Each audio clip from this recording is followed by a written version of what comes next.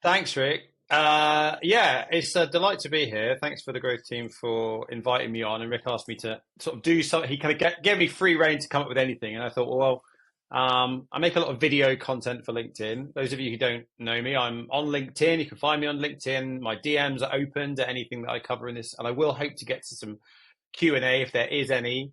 But the goal of today is to talk about creating fun content for LinkedIn, because LinkedIn can be fun. It can also be incredibly boring. And I make content to try and juxtapose that a little bit. So we're going to talk about creating content for LinkedIn. And I'm going to structure it as first, I just want to talk a little bit about why you should be creating content for LinkedIn.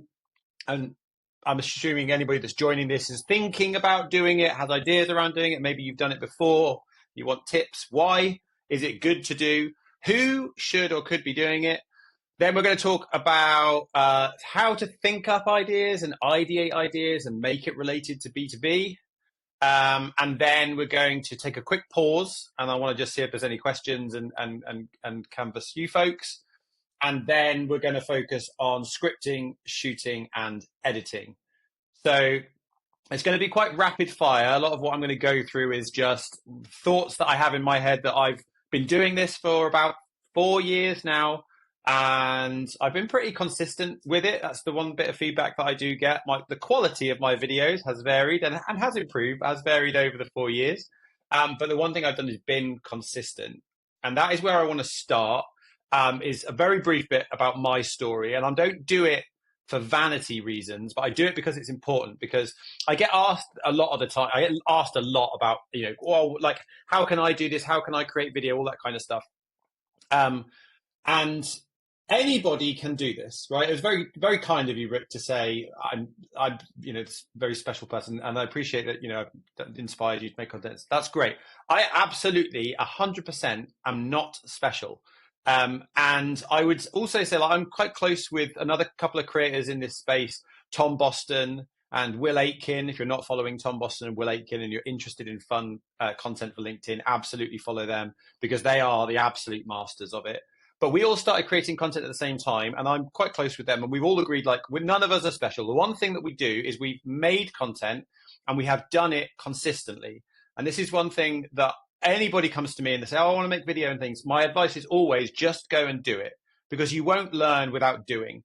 So you need to just be willing to just go and do it. Anybody can. You folks are in the best position because you're here to learn how to do it.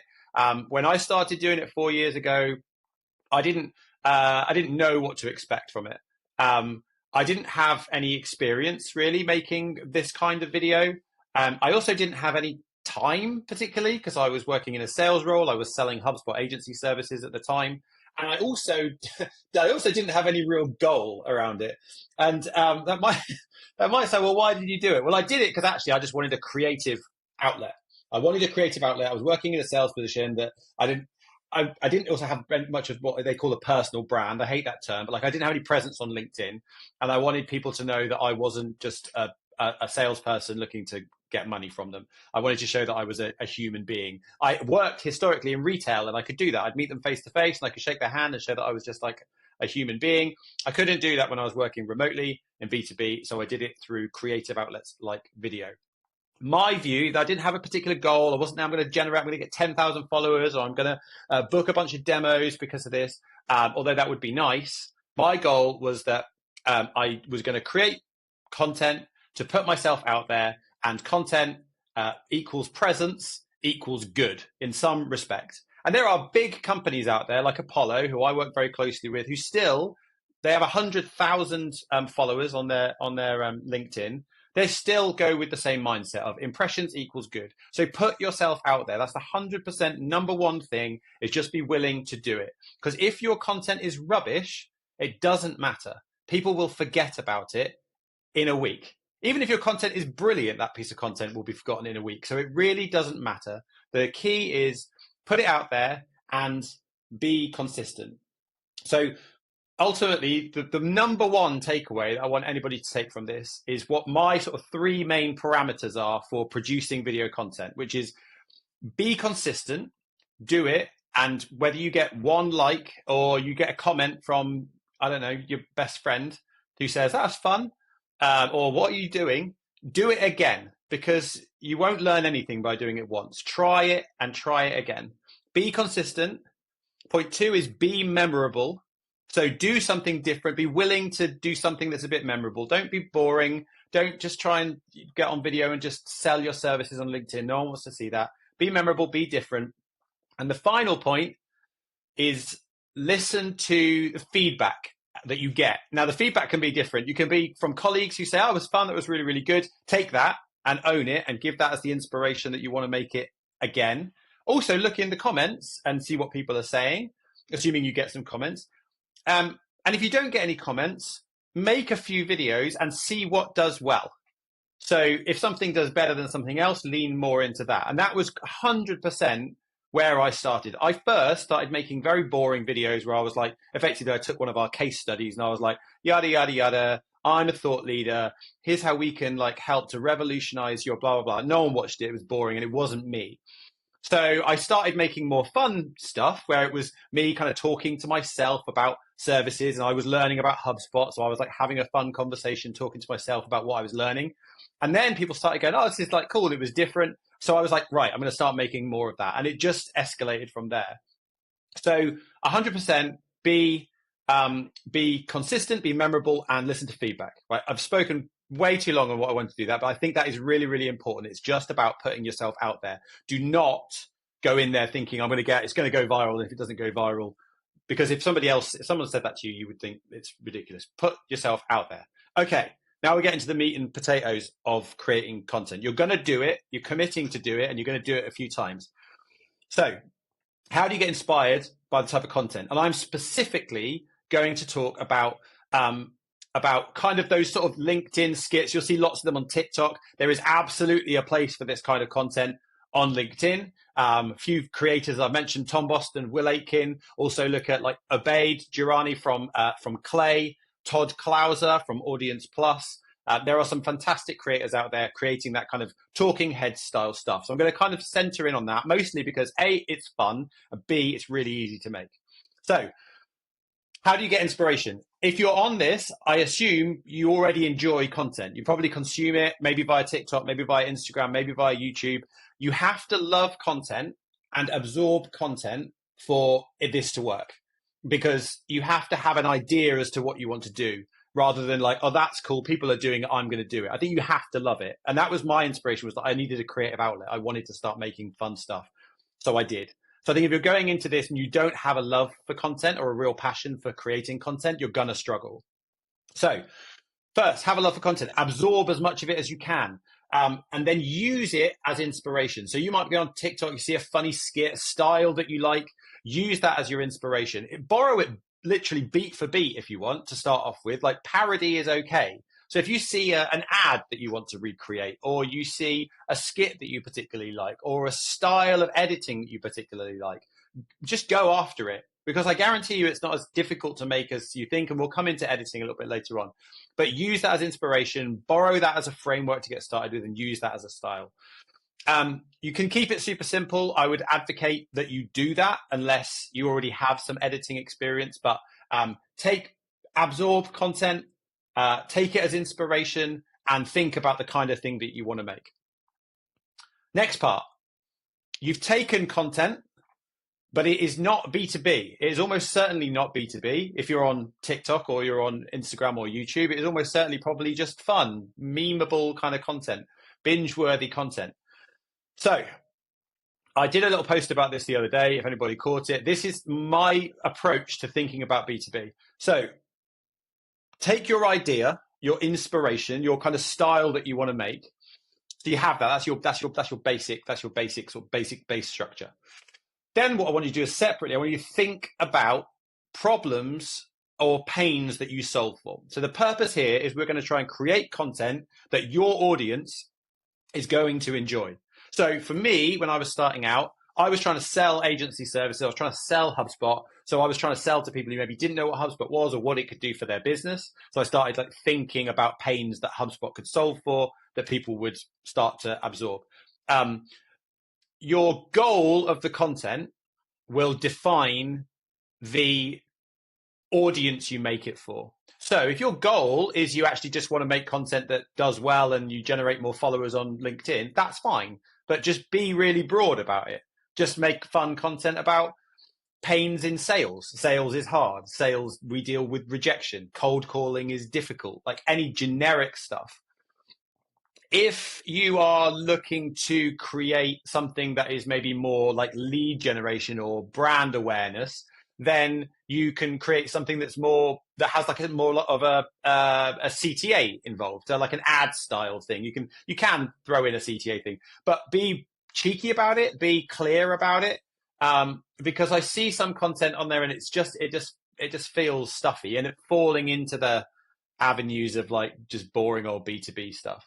So think about the pains that you solve and use that as a framework to kind of start to create content on, because that's going to be the structure. And then the tricky part is aligning those two things together. I did share a little bit about how I do that, but I want you to think about your pains and be very generic about it.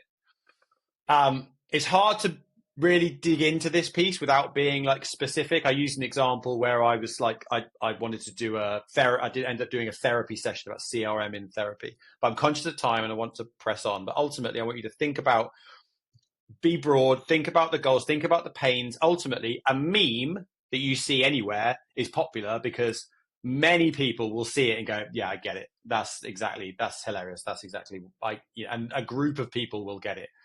So when you're thinking about your audience, it's the same thing, right? If you want to appeal to salespeople, you want to talk about pains that salespeople face, and all the salespeople who see it will be like, yeah, that's me. Great. Like, hilarious. And they'll start seeing more of your content. Next piece, and it comes back to that, like doing it more than once, is about being consistent with your content, like variety.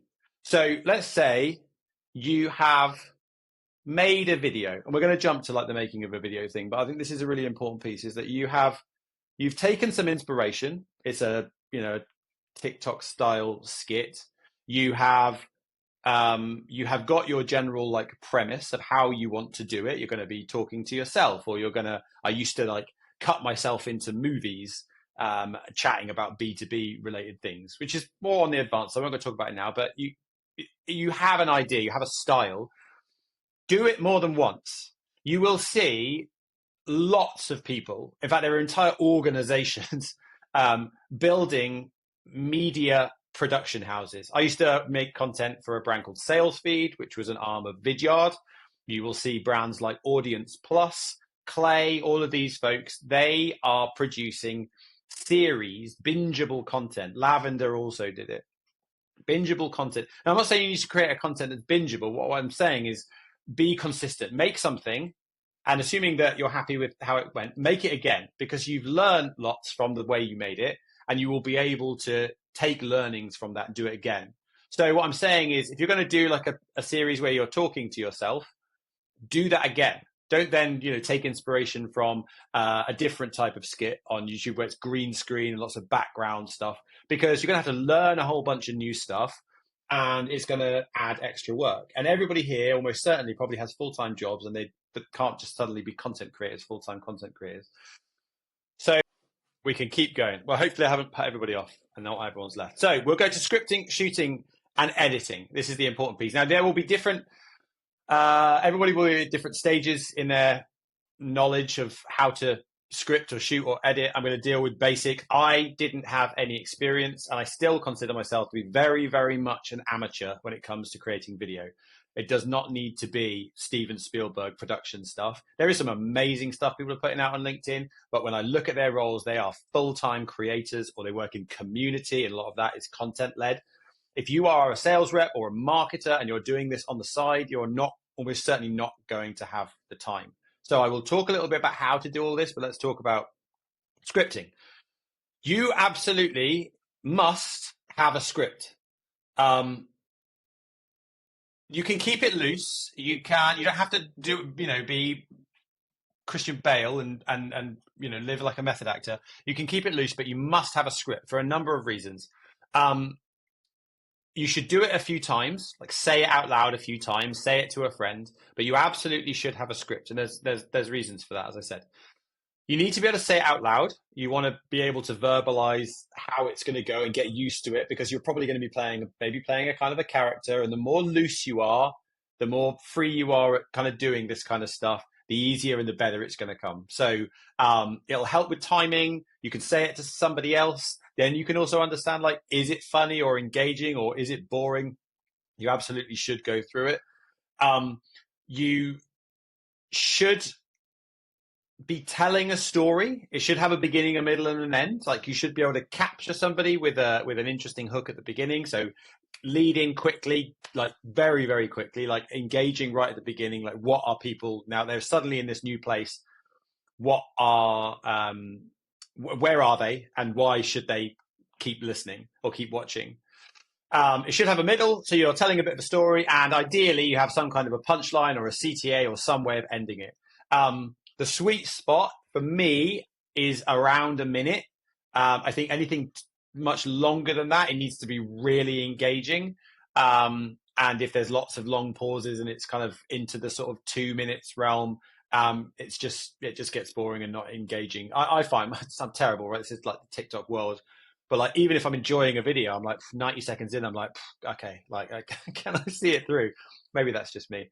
But keep it short. And ultimately as well, like, you need to keep these short if you're going to be doing this in addition to your role. And I don't know if anyone's heard the expression, kill your darlings. I love this expression, but it basically means, like, if you've written a script, it's probably potentially too long. There's probably some really funny bits in there that you want to keep in the script.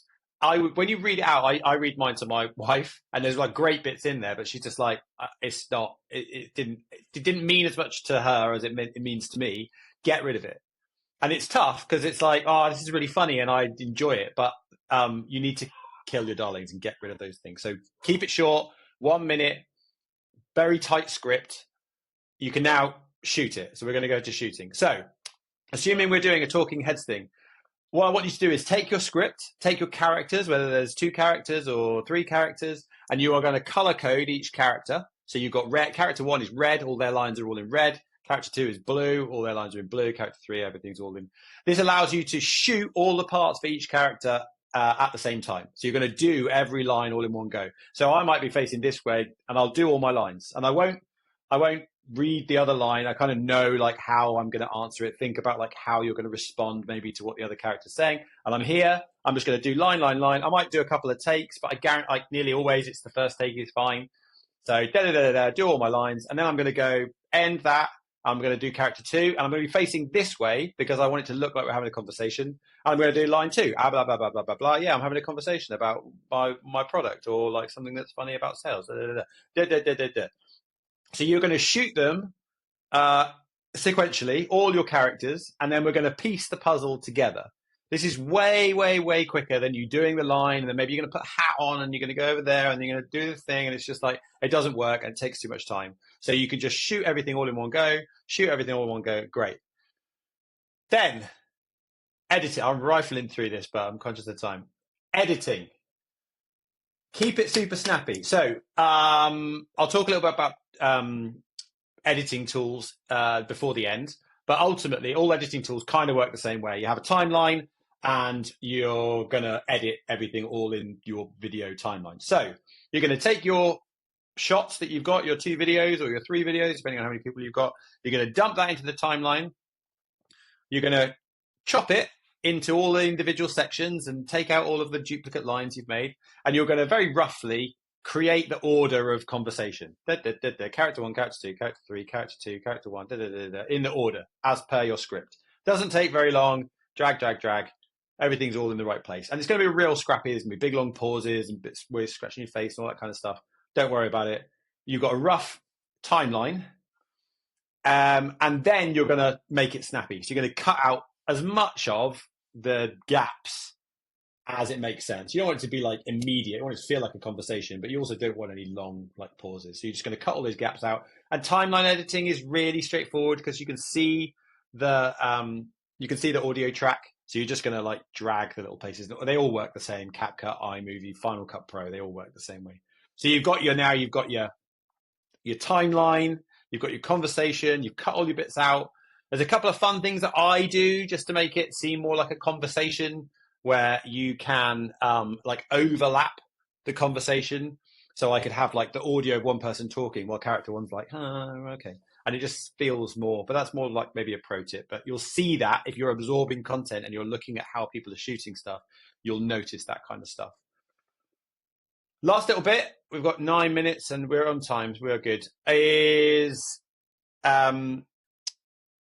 editing. Well, not editing, the tools you're going to use for editing. So I started with iMovie. If you use a Mac, you have iMovie. iMovie is still, for 90% of the stuff that I make and people like Tom Boston makes and Will Aitken makes and all these really successful creators, iMovie is absolutely fine. It's free to use. It's really easy to use. It does have some limitations though, and that's why I ended up moving on to something a bit more advanced. But the limitations really are just your own like limitations. You start trying to do something. So for me, I started using green screens more, and iMovie doesn't work particularly well with green screens. It also didn't at the time do portrait video very well, but it's better now. So iMovie is fine. CapCut is free. It's a fantastic editing tool. It has like background removal. It also has captions, which are increasingly important, especially with the new LinkedIn video feed and making sure people are seeing, consuming your content. Make sure you have captions on there. You can add LinkedIn captions, but standout ones are a little better. And you can edit really fantastically well using CapCut, so I would advocate for those. There are plenty of other tools out there. Please, if you've not edited before, don't invest in Final Cut or Premiere unless you've just got money, you don't know what to do with it. There are too many tools in there. You don't need it. CapCut will be absolutely fine. So you've got your idea, you've got the tools, you've got a script, you're hopefully going to go off and shoot something. You're going to edit it. The last little bit that I will mention is about how, because you might say, yeah, great, I listened to Chris and it was actually quite useful, and I'm going to go, I want to make a thing. How the hell am I going to find time to do that? Because I have a full-time job. That is very fair. And I've said that you should do it consistently. How do you do it? My trick for this is twofold. One is, I think you have to be prepared that this might be extracurricular. You have to treat it like maybe a little fun side project. And maybe you might end up doing a bit of editing while you're watching Netflix of an evening. Maybe. If you're averse to that, fine. But also, if you want to get this done, maybe you have to do that. But the number one thing is, don't try and create a video project in one day, because it will consume your life and you probably can't because you've got meetings and stuff. Do not expect to have hours. It shouldn't take you hours once you get used to doing it, but treat it in stages. Okay. So find time in between things. So when you're hopefully getting some time to relax and maybe you're on YouTube or TikTok, have a note or like save a post. If you're like, I like that, and I'll come back to it. I have a note. Maybe I'm walking and I think of a fun idea, or I see something and I think of a fun thing I want to make. I have a note. It's a constantly, it never ends. It's just like, and some of it's absolute rambles, but like, have a note, be thinking of ideas all the time. Something comes in, don't forget it, put it down in a note. You can find a gap, maybe just write a bit of a script. So I've got an idea, got feeling a bit creative, start writing a script. You can shoot your stuff separately. Once you've got a script, shooting actually probably will take you 10, 15 minutes, if that. Like, you're just going to shoot your parts, do that, and do your edit bits separately, and just find little gaps in between, because A, that's the only way that you're going to find some time to do it, and B, actually letting it breathe a bit is going to be more helpful, because if you're living in it, you won't really, if you're just in it, you'll get frustrated with it, or you'll think it's absolutely perfect and immaculate and won't actually like sort of think about where you could improve it. So I think actually sometimes I love that, because I'll shoot something, or I'll edit something, I'll come back and edit it again, or particularly I'll write a script and I'll go back and read the script and be like, no, it's not, it's too long, or it's too boring, or I want to change this bit. So I think actually giving it time to breathe. But I think that's the only real way, and this is where I'll end, that's the only real way that you will be able to find the time and the motivation to make this kind of stuff. Because again, right back to the point at the start, the only way that you can be successful with doing anything like this is to do it more than once. And again, that's like, I've been very fortunate to have made video for about 4 years now. For a time, it became like my full-time job. content creation for sales feed. I actually missed sales, so I ended up moving back into sales. And now I do get to do both.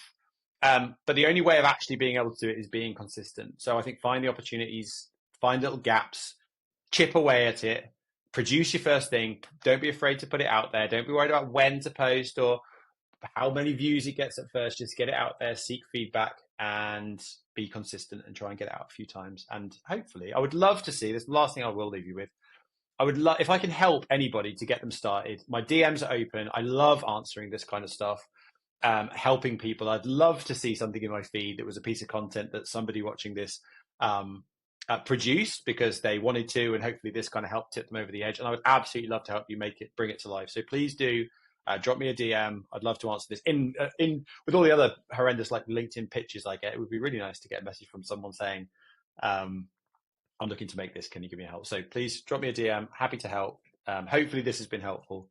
And we've got a few minutes left if there is any questions. Otherwise, I'll leave.